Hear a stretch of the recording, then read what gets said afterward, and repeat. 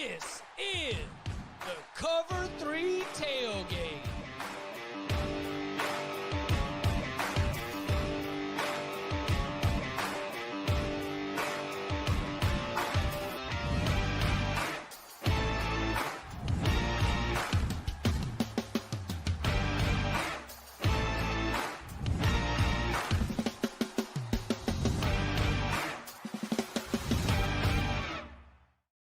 And welcome back to the Cover 3 podcast here on CBS Sports. That's Danny Kanell. I'm Chip Patterson, coming to you live at youtube.com/cover3 and everywhere you get your podcast on demand. Thanks for hanging out. Smash that subscribe, smash that like, and come and join us in the chat, aka the Cover 3 Tailgate, where Ryan and Isaac, Yovi, and more have jumped in to get the conversation started because it is a Thursday. We are getting interactive. That means your questions, our answers, news of the day, and so much more. And we're just going to go ahead and get it started with the tailgate because should be a good episode. Underwater basket weaving, anyone? Danny, I had this in the rundown even before I saw the comment. Did you ever take basket weaving during your time as a high-level athlete at Florida State University? If it was offered, I probably would have looked into it. I mean, this often gets brought up, you know, when we talk about athletes not being the brightest or they're taking lighter workloads. Those elective courses are available for everybody. Like, it's not just... What was that? Because I had a class. I'm curious to know what your easiest class was at Chapel. Like, did you take an elective that was kind of the laugher course? Because I definitely took one. Do PEs count? So we actually got credit for playing football and baseball. Like, I got some sort of credit for that. So that replaced our PE. But that was so you could take. What'd you take for a PE? Like, was it a sport? So we needed to take 2 PE classes. My PE classes were golf and walking. And it was walking? Danny, it was the best. And I did them both in summer school. I mean, it was the healthiest, best summer of my college career because every single day I was walking 2 miles and playing golf. Yeah. And our teacher, our teacher, I think his name was Doug Bennett. Shout out to him. He was awesome. But he would say, because the golf class was at the driving range at Findlay, the university course there in Chapel Hill. But he would say, if you played golf on the day, you didn't have to come to class. Yeah. So as long as you showed up with your starter ticket the next day, you'd be like, sorry, I missed class yesterday when, you know, because he recognized a friend named like Paul Glenn, a few other people that a couple of us just knew how to play golf. So he said, yeah, you guys just, if you go play golf, that's class. So those would be the ones that I would throw out there as, I took a class that I thought was going to be super easy. It was sports officiating. And it was way harder than I thought because it was more in depth on like intricate rules, like dimensions of stuff. So you had to do a little bit more work than I was anticipating. And then and for some of the people it was hard, but you had to get like all the holding, you know, like, what's this one? Illegal, I can't even think of it now. Illegal touching? Yes. Illegal. You had to go through all of them on there. And then you had to do it for other sports too. Like, so you had to go through all these. You had to learn tennis, like the scorekeeping in tennis, which I knew because I was, played tennis as a kid. But for a lot of people, and it was like almost every sport that was out there, like hockey. I had to learn about icing, which I had no idea about some of the rules in there. So I thought it was going to be complete cakewalk. It was a little bit harder than I thought. I still got an A. But did it stop you from arguing with officials? No, not at all. We had high level communications classes that were a little bit more like drama classes, if that makes sense. Cause it was about, nonverbal communication. Yeah. And so it doesn't sound weird when I tell you that, what if I told you the name of the class, it wouldn't sound strange, but if you watched the class, you'd be like, why are these guys in a dance studio moving their bodies slowly from like one side of the stage to the other? So it did get a little abstract and a little heady with some of those high level comm classes. Is there actually a basket weaving class? That's what I was trying to find out. Or is that just completely made up? Because I do know, didn't Matt Leinart, his last year at USC, take ballroom dancing as a class? Right. So that was like a legit class. Is there a legit basket? I mean, I know I've always heard underwater basket weaving was one. Has that ever been at some school? Is that actually a course, or is that some quip that a coach made back in the 70s that everybody just kind of defaulted to as the diss on somebody's classwork? I think this is where we remember that Steve Sarkisian's a former BYU quarterback who was sort of a certain generation. I mean, the underwater basket weaving joke, right? When he was a player, you know, Right. he probably remembers those same jokes about it. I thought, and for those who weren't aware, yes, Texas coach Steve Sarkisian took a shot at the academic load at Ole Miss, detailing that at Texas, we only take 50% of a player's academic credit hours. You may be a semester from graduating, but you're going all the way back to 50%. If you play here and want a degree, but at Ole Miss, all you have to do is take basket weaving and you can get an Ole Miss degree. I think this is Sark. I think this is Sark referencing the old underwater basket weaving and totally agree. Taking a total shot. Yes, agreed. What did we talk about this on Monday? Like, what did Ole Miss do? Like to deserve all these shots? Yeah, because it feels like, obviously Lane's got the relationship, right? That's like, it's not surprising at all that he takes shots in this article, which were more serious, and those were, those probably hurt a lot deeper. But it does feel like all of a sudden this, like for Sark to come out and talk about this, it does make you wonder, like, has Pete Golding broken some code in recruiting or in the portal? Like, I mean, Dabo called him out, clearly. Right. Dabo called out Ole Miss by name. I thought it was interesting that it was a rough week for Ole Miss, kind of getting picked on a little bit. I like where you're going. I'm going to keep pulling on that thread because my first thought is they don't respect Pete Golding, or at least there is a drop in respect or intimidation. Maybe respect's the wrong word, because being respectful is obviously carries a lot more to it. But there is a change in the intimidation that Ole Miss presents when you go from Lane Kiffin to Pete Golding. The idea that if you start a public spat or a public feud with Pete Golding, he's probably not going to care. He's going to be speaking Pete Golding language, which, very few people understand, right? Right. He's just going to be off in the corner doing his thing. And you know what? An Ole Miss fan might love that. There might be some Ole Miss fans, after the way that Lane Kiffin drug that whole program through the drama, like they might just want somebody who walks around by the rip Liz, quarter coverage, and no tick, like just a total football guy who is not going to be out here. And yeah, maybe being a football-y guy is some dirty recruiting and being able to go behind. I had not considered the Pete Golding might have burned some bridges on the trail in the transfer portal to create this kind of animosity.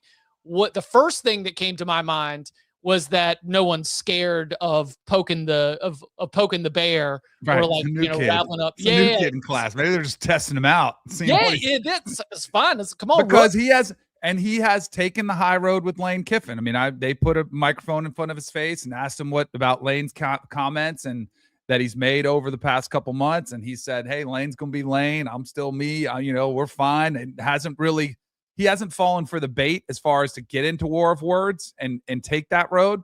So I do wonder just what, if he's an easy target. He's the new kid on the block.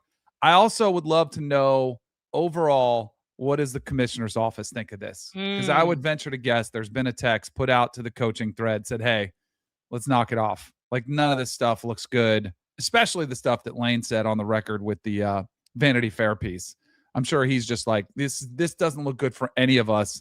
Like I saw a tweet that said, who would have thought we'd have a who's less racist, LSU or Ole Miss, war going on right now. But it is kind of the way it was unfolding on social media as people are like looking into backgrounds of both schools. None of it looks good for the conference, which makes me think it's time for Sankey to step in if he hasn't already. Within the Sark Golding relationship, tailgate obviously on this 2 years, both on the Alabama staff. Yeah. So I don't know. Yeah. We'll see if that was Ole Miss specific or otherwise. Again, Steve Sarkisian, very much, riling things up. I will say in terms of the academic standards at Ole Miss, it has been proven that you can literally be enrolled at another university and still be able to have a clean transfer in. We have seen that with Luke Fornelli just this last semester. So whatever those rules are in terms of being admitted to the university, they can be molded and relaxed a bit. Do you think any of this is Sark at the expense of Ole Miss, maybe like making a case to his higher ups at Texas? I don't know if there's players that they've tried to get that they couldn't take or couldn't get, because this was all sparked because he said when they come in here, we only take 50% of their transcripts. Like it doesn't matter if you're a semester away from graduating, you only get half your credits transfer over. And we saw Will Muschamp earlier this spring make a similar comment. We all thought he was talking about Georgia because he goes, at Texas, we have to go to class. He's like, that's not the case everywhere I've been. I just wonder if Texas, if there's some frustration from the coaching staff that maybe they're not able to access, players that either won't go because of the requirements they have or the very high standard they have for the transcripts transferring over, or if there's something going on from that angle where Sark is frustrated himself and he's just kind of taking it out on Ole Miss as like the unlucky participant in this. But if he's trying to point out to his higher ups, hey, we could get even more players than we already do, but we're not allowed and other schools are. I would hope not. You're freaking Texas. Right. I think that if the University of Texas wants to, still maintain, and in that state, that is a really, really good school. Yeah. If you are a bright Texas resident, the idea of going to Austin for college means that you have done well and you've been successful at your high school, and you have been, you're going to have opportunities that are afforded to you because of a Texas degree. If Texas wants to say that, then sorry, Sark, man up. Find the smart kids who are going to be able to go and win football games. Right. Notre Dame is we're going to talk about them in a little bit. Notre Dame's a top 5 team. There are places across the college football landscape where you can win with tighter academic standards, and there are places where you can win with looser academic standards. I would hope that if you're Steve Sarkisian and you've taken that job and you've been at that university, again, this is just me speaking my own opinion. I would hope that you're not saying like, make it easier for me. You're already at the most resourced university in the state, one of the most resourced programs in the entire country. You shouldn't need anything else. So right. I would hope that's not the case. I would hope this is just a little bit more of a more light jabs across the board. Did you see Dan Patrick go through the acceptance rates in the SEC? No. So do you know who the toughest is? It's the SEC Vanderbilt. Their acceptance rate this is from 24-25. Okay. 5.9%. Do you know any guesses who 2 and 3 are? Okay, so first of all, Vanderbilt, another great example, 10-win team. Right. Right. Yeah, exactly. Who's getting it done with one of the toughest acceptance rates around. Right. Okay, so I'm like going through in my head. Is it Florida? Florida is number 2. Okay. Followed by Texas at 3. So those are the top, as far as entrance, getting in. Do you know who the easiest to get into is? Is it Georgia? No. Georgia's actually kind of tough to get into now. Ole Miss has a 97% acceptance rate. Good job finding that. Look at Let's go, Striker. All over it. I thought that was interesting. I saw him having this debate. Now it says 81 to 97%. I do know because my middle daughter is not the most academically inclined, and she's talked to a couple of her friends. They're like, just go to Ole Miss. If all else fails, just go to Ole Miss. And there were a bunch of kids from my high school. They kind of, 2 or 3 a year, it feels like, that went there. And it was a pretty good fallback plan for most of the kids that couldn't get into some other schools. They'd head up to Oxford. Yeah, Mississippi State and Ole Miss down near the end. If you're watching along, youtube.com/cover3. Shout out to Striker. Hey, Tailgate, let's say shout out to Striker for getting it going in the chat right there. Love that. Florida. So my Florida thought was, again, kind of similar to Texas. Good school, huge state, that the numbers are just going to end up being a little bit more exclusive along the way. And my Georgia shot was not a shot at Georgia's academics. It's just, isn't it called the Hope Scholarship?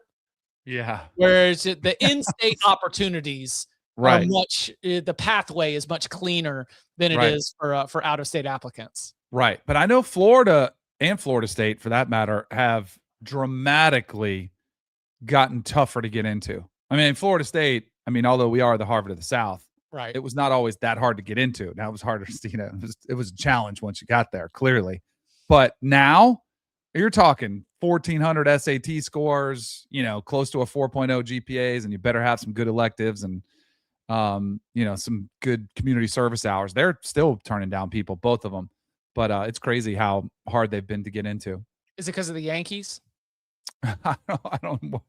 Probably, but I also think so they have bright futures here, which is for state of Florida, where if you get, so I think a lot of kids want to go to school for free. And so you've got that scholarship option, which makes it tougher because so many kids apply and, you know, they've been able to up their standard. 6 years removed, I guess maybe, you know, I guess 8 years removed from the last time Clemson and Alabama played for the national championship. But last time I had this conversation pop up around me, it's the northern invasion of Clemson and Alabama that kind of stands out. You know, it's just a huge out-of-state influx that has happened over the last 10 to 15 years that has dramatically changed a lot of the acceptance there. Speaking of those Clemson Tigers, the ACC Spring Meetings are ongoing down in Amelia Island. Danny, a one-time attendee there, where he and Dave Clawson were able to attempt to bury the hatchet in an elevator. Yeah, just got a little more awkward, if anything. So Jim Phillips spending some time. He was on with Andrea Adelson and David Hale on ACC Network, spending some time. Brandon Marcello's there as well, doing some great reporting. Richard Johnson. We've got boots on the ground. You can look at their write-ups at cbssports.com. But one thing that's coming out of this is a conference position. We support a 24-team playoff. Now, it's not, they say unanimous, but there seem to be some rogue actors who are offering quotes across the board. Are you surprised that we've hit this point in the process? We're coming out of each of these spring meetings. We are asking for an official stance, like your whole delegation. I mean, this is like the summer convention, right? And Delaware, we say 24. You know, are you surprised that this is where we're at right now? A little bit, because I think the thing that's interesting is how things have changed pretty rapidly. Because I do remember Jim Phillips was cool with 16 as early as most recently as January, that he was okay with 16. But now all of a sudden he's changed, because it felt like the Big Ten and Petiti were on an island by themselves. Like they were the first ones that came out with this 24-team idea, and everybody was blown away. It was like, whoa, that's a shock to the system. And then, of course, Sankey was like pushing back. And the Big 12 ACC were kind of like the middlemen who, you know, how much do they matter? You could debate on how much matter their voice holds any weight, if any at all. But that they've kind of quickly come on board with the 24-team too. I think it makes sense, because I think you should want as many as possible, because you know you're probably not going to be in that top 12 or even the top 16 if you look at the last several years, you know, rankings at the final, you know, part of the season. So they're thinking, we don't want to just get one team in every year like we did this past. We need as many teams as we can get in the playoff. So I think that's where they've come on board. But yes, like now, I mean, I guess it's now in media days are the times to really let your opinion be known. So I guess they're kind of coming out with this united front to try to put some pressure on Greg Sankey, who now finds himself on the island by himself saying, wait, I want to stay at 16. I'm not moving. Yeah. Jim Phillips, we got a quote from him, quote, "Our desire with the coaches and the ADs is 24.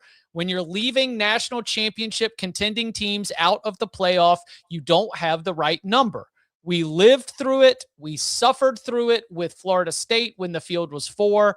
I know other schools have suffered for it. Notre Dame was a CFP-worthy team last year, and you saw what happened to them. The last team that got invited with Miami." Okay, so you mentioned a lot to digest there.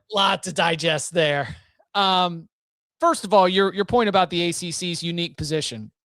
if you were to close your eyes and imagine a preseason top 25, the ACC is holding down 7, 19, 23. Right? Not a lot of top 16 teams, not a lot of top 12 teams. NC State coach Dave Doran coming out at Amelia Island. Well, yeah, they told me I would have made the playoff 3 times in my tenure. I mean, how many times had the Wolfpack under Dave Doran finished 9-3 at number 22, right? So yes, the way that the ACC is currently structured competitively, absolutely understand their support for the 2014 playoff. But what you make of Jim Phillips invoking Notre Dame, especially when Miami was the one that got it? Well, that is a whole nother separate discussion, because there must have been some, I don't know what the term is that I'm looking for, like an olive branch extended. Maybe this is Jim Phillips, like, hey, we want to make the case to keep you in, because it was not that long ago that Pete Bavacqua was threatening to leave the ACC. Now he says things have never been better. Like all of a sudden it's like, that's water under the bridge. Again, this was only 5 months ago that it was getting nasty, and they were upset that Jim Phillips was making the case for Miami to get in over Notre Dame. And he's like, wait a second. And so it went from this really super contentious relationship to all of a sudden they're like just all on the same page. Everything's hunky dory. And now you even have Jim Phillips invoking Pete Bavacqua and Notre Dame as a part of the reason we need to expand.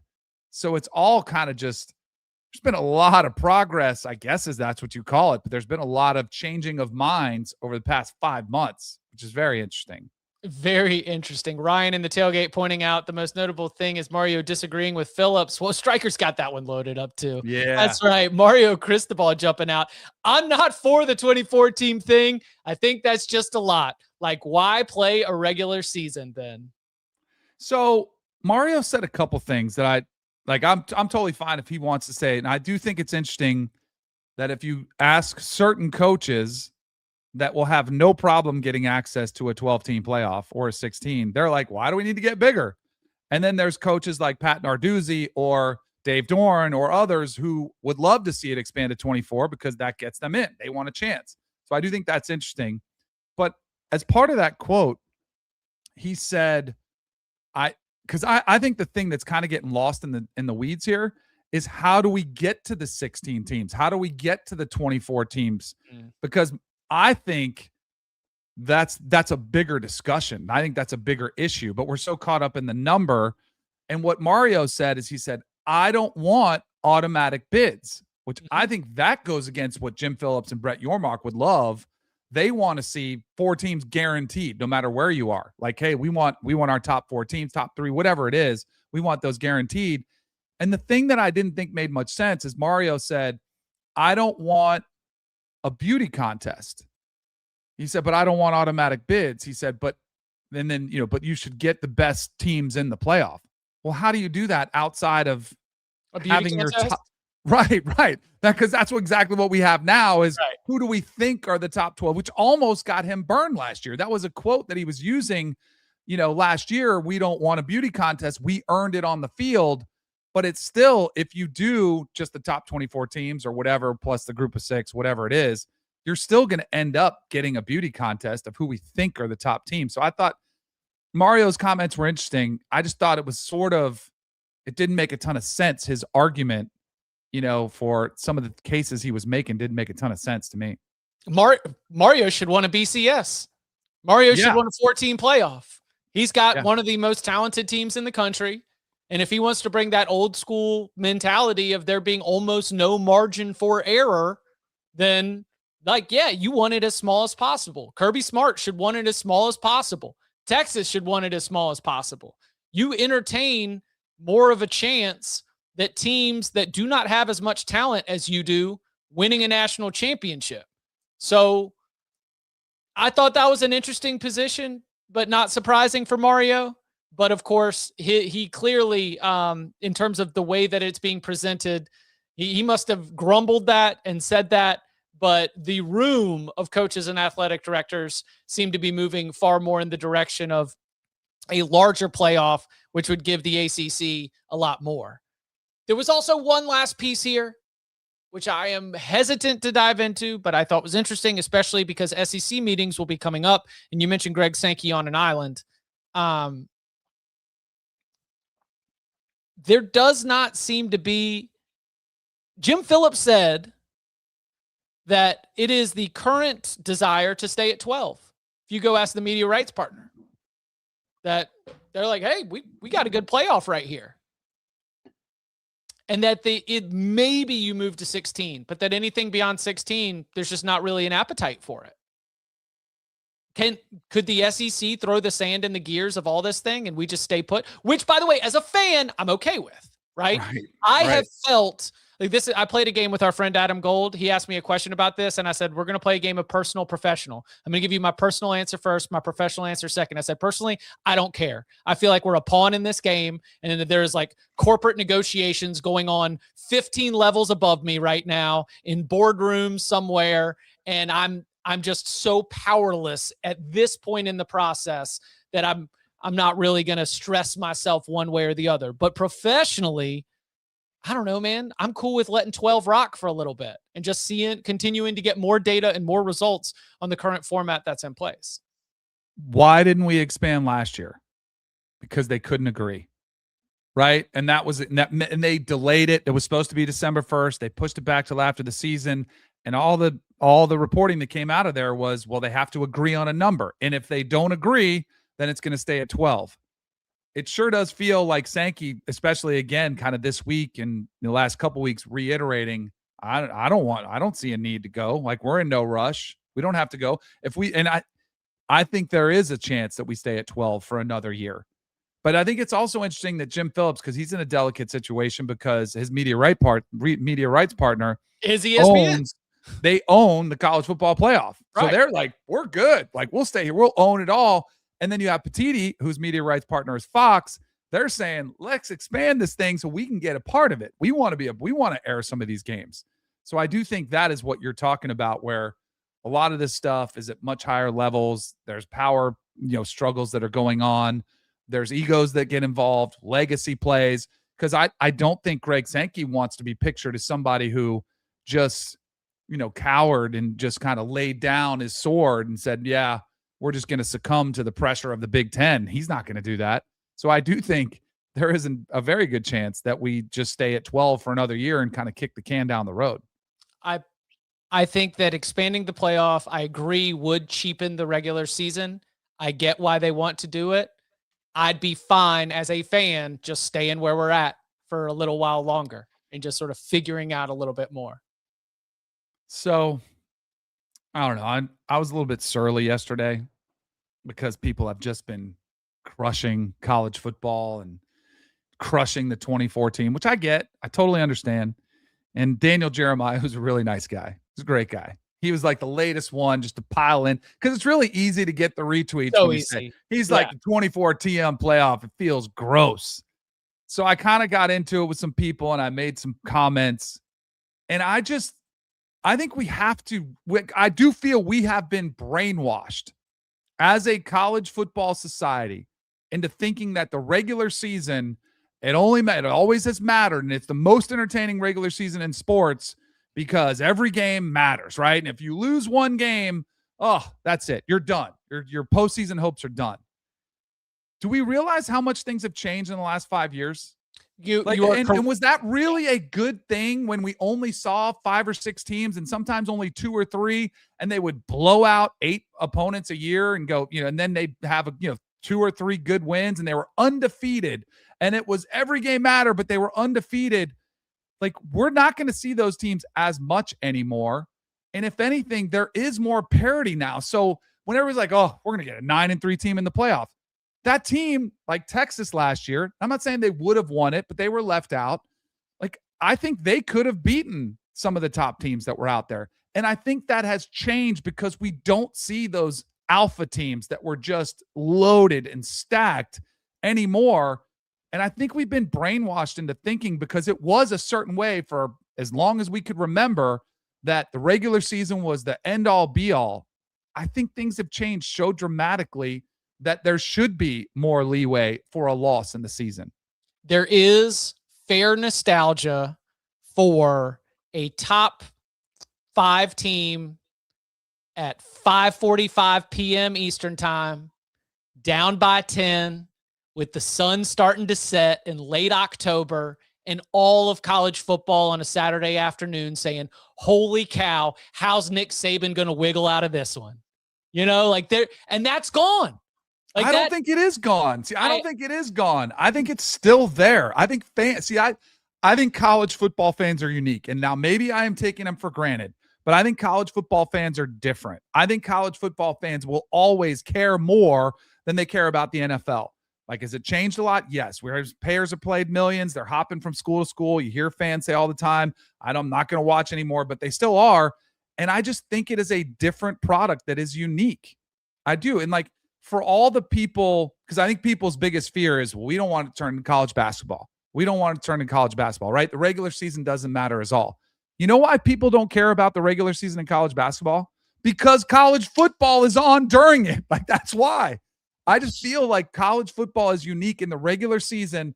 While sure, the wins won't penalize you, or the losses won't penalize you as much, I still think they'll hurt. Like, go ask Ohio State players who lost to Michigan. That's still something that I think rubs them the wrong way, that on their national championship season, they lost to their rival. I still think that hurts. That loss hurt. Now, did it hurt them in their national championship run? No, but I still think it hurt to lose. And I still think wins and losses will still matter. I don't think they will be meaningless. We are asking for the same grading scale for our champions, even though the sport has dramatically changed what champions look like and what kind of schedules they have to play. And that's where I have wrestled with it, because that's what the coaches are saying. They are saying, as we just saw the blue chip ratio shattered by Indiana, the sport talent is spread out more than it's ever been before. And we say here on the Cover 3 podcast, the good teams are not as good, and that upper middle class has gotten even better. So we should not necessarily have the same standard that we had for 2012 Alabama as we do for the 2026 national champion, because the sport has changed. So the talent is more spread out, and the schedules are more difficult because of conference expansion, where the SEC and the Big Ten have always had some of our national title contenders, but have invited more national title contenders to the picture. So why are we having the same grading scale that was applied to your Florida State Seminoles, where, I mean, you feel free to take as many shots at 1993, 94, 95 ACC as you want, but like, what, 2 games a year? Right. Two games a year. Don't get upset. Absolutely. And there is something when you were on upset alert, when you were down, it's like, oh my gosh, Florida State's whole season is on a razor's edge. And that really is something that college football fans love, but it's also not realistic because of the talent and the schedules and the way they've changed. I heard Manny Diaz, Duke head coach, say at Amelia Island, what we have right now is a great format for the 90s. If we'd had this in it would have been great. But because of conference expansion and the transfer portal and the way that these teams are built, it is just it is not affording those mulligans, essentially, not affording that room for error is not reflected with the way the sport has changed. And we've always had meaningless regular season games. Right. If you had the right logo, which Florida State might have been the right logo in 1993, because we lost and still were able to win a national championship, and Notre Dame beat us. They had one loss, didn't get a chance to play for it. And if I was a Notre Dame fan, I'd be livid about that. We've had teams that didn't even win their division in the 4-team playoff that went on to win a national championship. They had losses that technically were did not matter in the regular season. So I don't know. It's an imperfect system. I think the concern for 24 teams, it does feel like a lot. I think it's 16. I don't think you'll see that much of an impact. I still think the regular season will be special. And a lot of that is because college football fans, I think, are better than NFL fans. I agree with that. But nice little poll here from the tailgate from everybody watching. How many teams do you think should make the playoff? We have offered 8, 12, 16, and 24. Currently 16 in the lead at 39%. 12 Tom would be mad because he wants 24. No, because he would be mad that 4 wasn't an option or 2, Just go back. like go backwards. He's been let's put this, you can't put the toothpaste back in the tube. This thing is already out. So last piece on, when I said cheapen, I did not say regular season would be meaningless. That like, if there was a value, we were just degrading it. We are adding value to the postseason. We are taking a little away from the regular season. But by the way, do you know what else is meaningless right now? Conference championship weekend. Yeah. Those games do not matter. Like you saw Alabama get worked. We saw Ohio State lose, only dropped 1 spot. Those don't matter. I would love to replace those conference championship games with those bottom 8 teams that are fighting to get in to a 16 or a 2014 playoff. I think that's what you would be lacking, that drama. Then it's win or go home, and you know exactly what's at stake. You are at that point in the season. Replace those games. I think that would be incredibly entertaining. And that's where I go from. That's where I go from. I don't care. Y'all figure it out to having more of an opinion. Is not when we're talking about the number, but when we're talking about the structure. Yeah. Because I am nervous that they're going to agree on a number, and then the way it gets implemented is totally bungled, right? I mean, there's a lot more that has to be done. That's when you'll see me get a little bit more spirit. But when I imagine the executives are negotiating 15 floors above us, and we're just seeing all the different coaches and athletic directors throw out their delegation requirements, that's what I'm like, I don't know. It kind of feels like we're in a stasis point right now. At the end of the day, there are only 12 regular season games. College football is unlike anything else. Like it is still scarcity. You only have 12 of them. And depending on what your schedule looks like, that urgency is still there. We're going to talk about Notre Dame in just a second. As one of the top 5 teams in the CBS Sports 138, Notre Dame has like an old school margin for error. You would think it's 1988 with the way that Notre Dame can't lose games, right? You would think that if they lose a couple games, they only have 3 real. They got was it the Miami game, BYU, SMU? Yep. 2 of those games are at home. They lose 2 of those. It's going to be tough. Yeah, and that is the urgency. There will still be examples of that throughout college. But if they lose one, as soon as if they lose one, it doesn't matter. It doesn't matter. But I think it does. I think if Notre Dame loses one, then all of a sudden every Notre Dame game is must-see TV. Right. So you'd still have, something there. All right. Coming up on the other side, the CBS Sports 138 gave its first batch of 2026 rankings here in this post-spring practice window. We'll dive into all of that, including why there's no number 1 team. I'll explain next.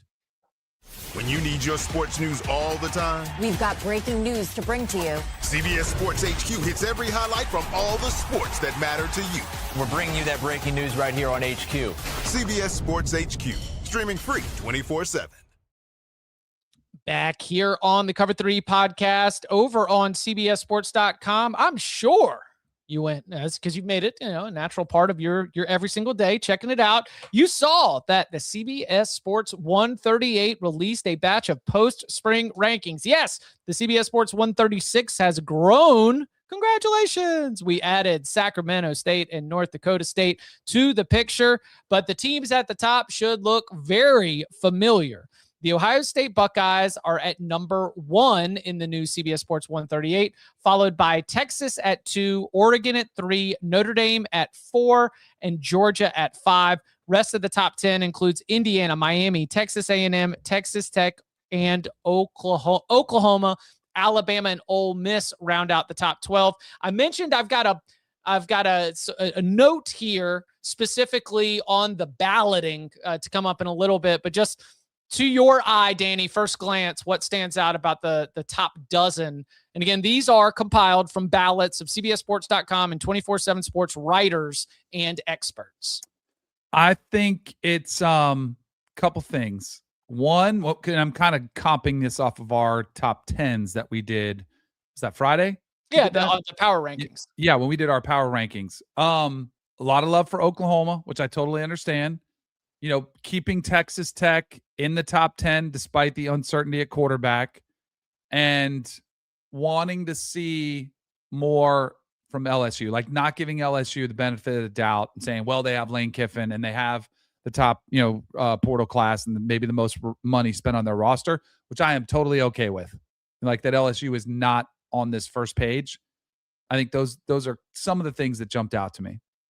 Here's what jumped out to me. Again, it was something that I was privileged with because I had to write write the article to present the CBS Sports 138 to the public at large. Stryker, I know you. Thank you for putting this together. So to explain the numbers on the screen, these are the average ballot position from all of these different teams. Okay. So for those of you listening, Ohio State, while they are number one in the final rankings, they had the best average ballot ranking, but that was 2.0. Texas, average ballot position, 2.6. Oregon, 3.5. Notre Dame, 4.0. And Georgia, 4.6. That was the top tier. The next team in the rankings, Indiana, had an average ballot position of 6.3. So what this shows me, Danny, is that while our collection of CBS Sports and 24/7 Sports experts seem to agree generally on the top 5 teams, there is very little agreement on the order they should be in or who should be number 1. Which, again, I think mimics what we went through in our drill. I don't think we all had kind of the same teams in different orders. I think this is great for college football, that there isn't a clear cut, like, oh my gosh, that's the team. You could make a strong case for any one of these to be the number 1 team. Absolutely. I think you could put Indiana in that spot. Absolutely. You could put Miami in that spot. To me, the college football landscape as I see it has like 7 number 3 teams. Yeah.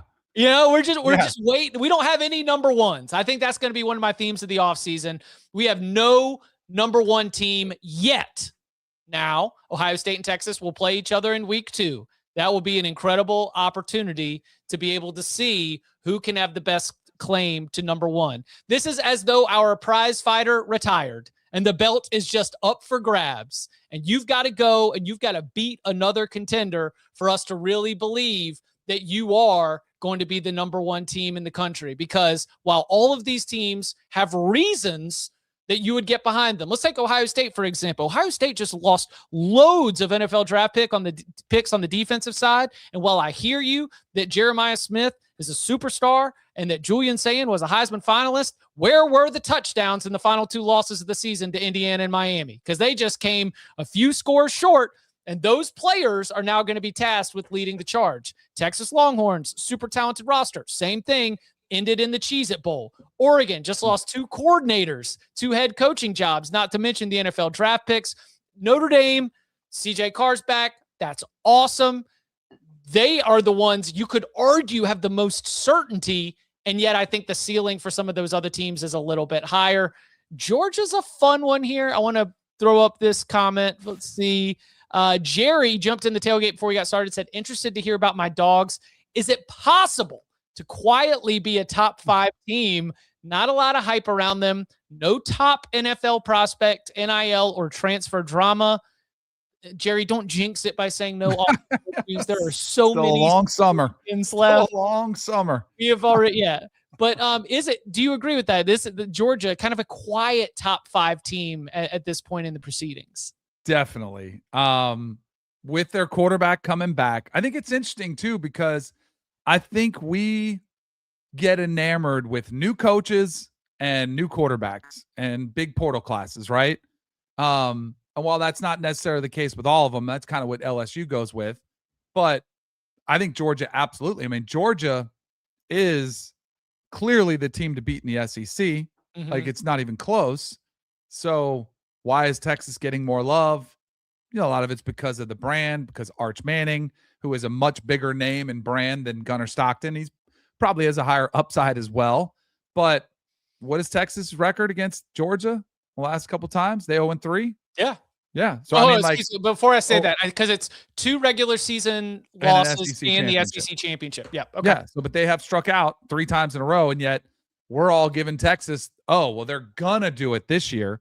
So yeah, I think he brings up a good point. I think Georgia is kind of a quiet top 5 team because a lot of these other ones have either more star power or, coaches that are just getting, we're looking for other things when Georgia probably should be given more, credit for the job they've done being a consistent winner. Right. And just as, again, to voice this to our audience in the tailgate, while you will see these ordinally ranked, the margins between these teams are incredibly tight. You mentioned LSU earlier. I'm going to give you again those average ballot positions. Oklahoma is 11.1. They checked in at 10. Alabama is 11.5. They checked in at 11. Ole Miss just behind them. LSU at 11.8. That is Oklahoma, Alabama, Ole Miss, and LSU, all with an average ballot position in the 11s. Do you know what that tells me? Everyone looked at these teams and called them all B+ SEC teams. We can't tell them apart. We're just waiting for them to beat up on each other and see who can rise to the top. So LSU, again, down there at 13 in the official rankings, average ballot position of 11.8. You can really start to see some of these tiers, and I will continue to bring that information to light as it's kind of fun to engage in the discussions of where these teams stand against each other. Anything else either from, we got the second panel on the board right now, stretching out through the whole top 25. Anything stand out to you? I think what you said, like there's a bunch, you could make a case to jumble a lot of these teams around, where I think this is one of the best parts about the sport today is some of the parity and making a case. And if you're any one of these programs, you're going to come in with hope and optimism of maybe making a run to the college football playoff, which I think is great. I thought Clemson made a pretty big offseason jump for a program that lost like 7 NFL draft picks. They finished down at like 9. Wasn't it 9 draft picks or was it 7? Was it 9? I mean, I thought it was 9 and they had 7 wins. They had more draft picks than they had wins. I think that's the line. I was truly stunned by that one. I think that shows our writers are saying, in my opinion, by moving Clemson all the way up to 26, that they believe there is an addition by subtraction element of taking talented players who have underperformed and just flushing them out of the system and making a change at offensive coordinator and bringing back Chad Morris, which, by the way, Clemson being the 26th best team in the country is still not anywhere close to where they were at their peak. But this is assuming that there might be some positivity to be gained from a reboot of getting all those players out and letting a new regime take over. Yeah. That's my guess here. Striker's killing me. Why? Because I'm in a good mood. I'm going to play some golf this afternoon. Nice. And he just puts in the chat and he puts it in our DM. He said, we really need to see where Danny thinks FSU is ranked. Like, so he just wants to set me off in a bad mood. You want to guess? I did not see yet. I haven't looked at the back end. Okay. Let's see. I'll guess 51. All right. See, we've got it. Oh, does he already have it pulled up? 47. Right, good guess. 47. Okay. So right your neighbor Northwestern, but behind UNLV. Come on. Hey, what are we doing? We love UNLV. We do. I love Dan Mullen. We love UNLV. You know what? That is 100% fine with me. That's probably where they deserve to be. They need to go out and prove it. And that's why I'm going to hold out for some optimism and say they over-deliver this year. Lower expectations. This could be a good spot for them. I hate to put our beloved ACC on blast here. There's a lot of teams. This is another stretch that kind of indicates what we're talking about. Like, this is the JV version of the SEC having 4 teams no one can figure out inside the top 20. This is all just inside the top 50, right? Yeah. Duke, NC State, Pitt, Georgia Tech, Duke, NC State, Wake Forest, Florida State. That tells me that voters were all grabbing, yeah, and throw another ACC team or two in there in that spot. So it'll be interesting to see how it all steps. What's the big ham sandwich in the middle of the conference? That's what you're looking at right there.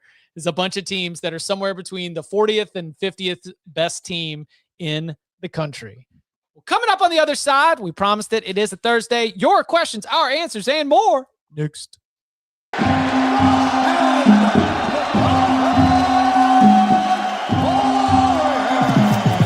Game Bread is in the building. Chris Weidman. Dean Thomas. Are you ready? Oh boy, this one is going to be crazy.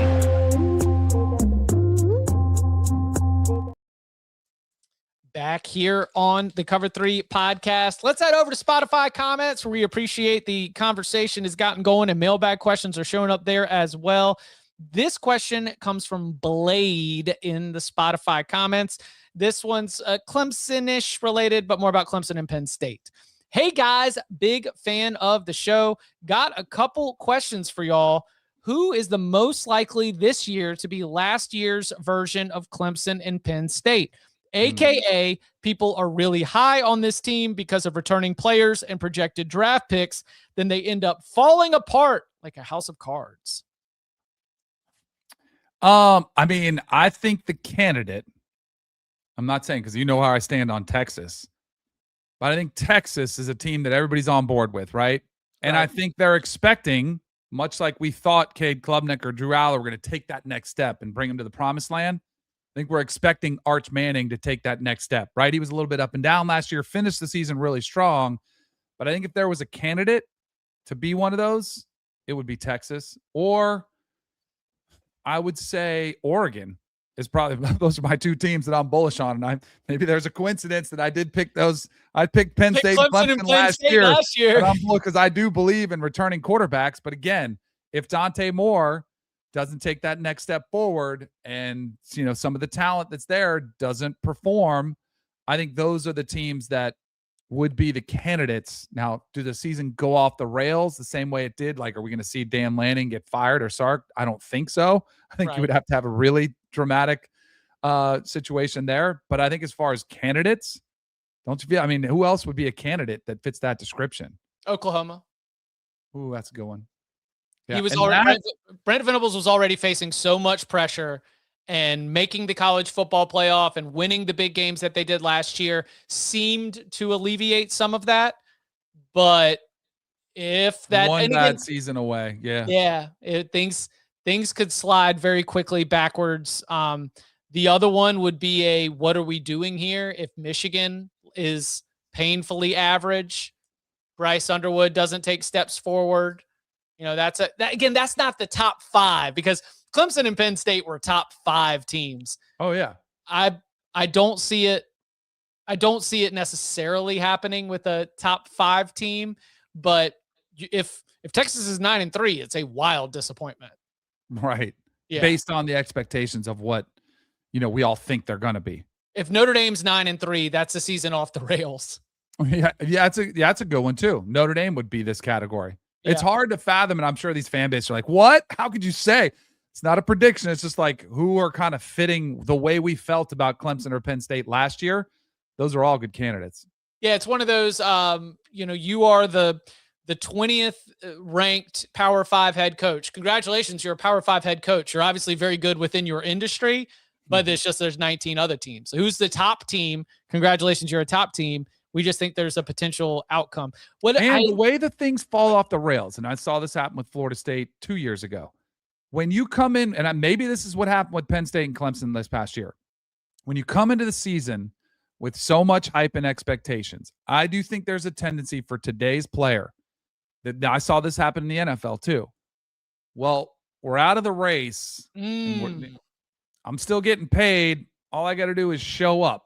And you just show up and kind of punch in and go to work. The teams you're playing against still view you as big time wins. All of a sudden, you start going through the motions. That's when the season goes sideways, and you start losing to a UCLA if you're Penn State, or you start losing like Clemson lost to a couple teams this year.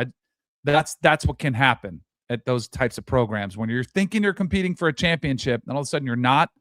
That's a real test of character, which again is more of a challenge now because of the money than ever before.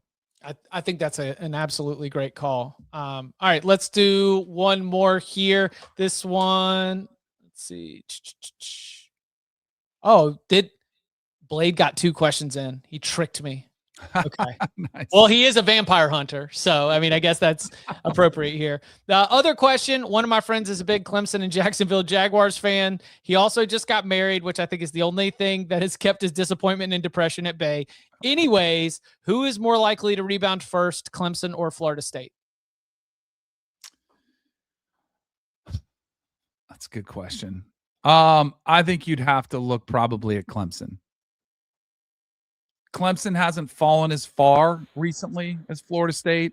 You know, Dabo's track record of consistency, like it does look like this could be a blip as opposed to a trend. I think it's probably Clemson. Now, if you just said who's going to have more wins than last season, it's probably a tougher question, but I still think you probably would favor Clemson. Wait, more wins than last season? Yeah. It's Florida State, right? I think so, but I think if both of them, I think both of them probably would improve 2 wins, you know? Like from what was it 5 and 7 and 7 and 5 5 to 7 and 5 versus 7 and yeah. Clemson's run at the top was more sustained when Florida State's was a little bit more of a blip. And like you mentioned, the floor, like the worst it's gotten. The worst it's gotten under Dabo Swinney was still a Meineke Car Care Bowl. Like the entirety of the Dabo Swinney era, you're still a bowl team. But that's, you know, obviously not the case for Florida State, which bottomed out and then is continuing to climb its way back. So I will say, much like our CBS Sports experts, I had Clemson ranked higher on my post spring CBS Sports 136 with that one. All right, let's see. Do you think that you would have skills on the sticks? Ryan jumped in the tailgate and said, why don't you guys do an NCAA 26 tournament full season prior to the start of the coming season? See who can lead their team to a natty, make the playoffs or the hot seat. I would probably be a hot seat candidate. I have never been much of a gamer. I actually would like to. My 13-year-old, she's been on me about wanting to get this game specifically. She wants to play. I feel like I'm a bad dad for not getting it. So maybe I'll do that this summer. It would be a summer activity. I feel like I'm a bad dad because my 6-year-old knows how to play. Right. I grew up where my parents wouldn't let me. Like I wasn't allowed to watch a lot of TV. I wasn't allowed to go to a game. Like, what do you want, Atari? No way. We're not getting that. You're wasting your time. Get outside. No, I'm tried to adopt that mindset. I'm in parental trouble for the way that my boys like showed addictive traits about it. You know, like we've already had to limit to they get to play one game against each other on the weekends, like on the Saturday, you know, they that's get to good. choose. That seems like that's moderation. You know, yeah, they can choose whether it's the national championship, the Pop-Tarts Bowl, or the Bahamas Bowl. They each get to pick their team. They don't know that I switched the even teams on, so that like doesn't matter who they pick. You know, it's going to be, and Dan, you're not going to believe this. They throw a ton of interceptions. Just that's great. Can't see the field whatsoever. Defensive. I mean, Alabama, LSU ain't got nothing when Punt and Pooch Patterson are going toe to toe against each other. Let's see. When from the chat, Raymond wants to know who do we have for the PGA Championship this week. I did a poll. I kind of go in and out on Scotty Scheffler. Like some weeks I'm like, or some majors, like I just don't want to. I want to fade him because he comes in with so much, you know, pomp and circumstances that, you know, one of the favorites. I actually got on board with Scotty Scheffler this time, so he's my top tier out of the 6 tiers. He's my top tier guy. Where Rory has a blister on his foot. Oh, that was a bad look for Nike too. Him leaving the practice round with a blister. Well, hold on. The blister had something to do with was the toenail removed for the blister? I don't know. But whatever it was.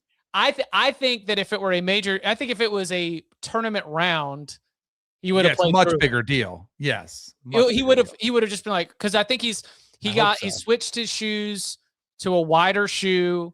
He'll probably be wearing like a little extra sock. You know, I'm not freaking out over that. I just think that this is a tournament in general, the PGA Championship. And I certainly think the way that it's set up right now, based on my understanding, it's just one that will not require a certain level. Like Rory McIlroy is tougher to beat at the Masters than he is at the PGA Championship because the list of players who can win the PGA Championship is a little bit longer than it is to go win at Augusta National. So it's almost like the odds to me, even for a Scotty too, it's like, you know, you could get this is a huge field too. Yeah, I mean, this is there are anecdotally, and I don't have the data to back this up, there's a lot of golfers with one major, and the one major is the PGA Championship.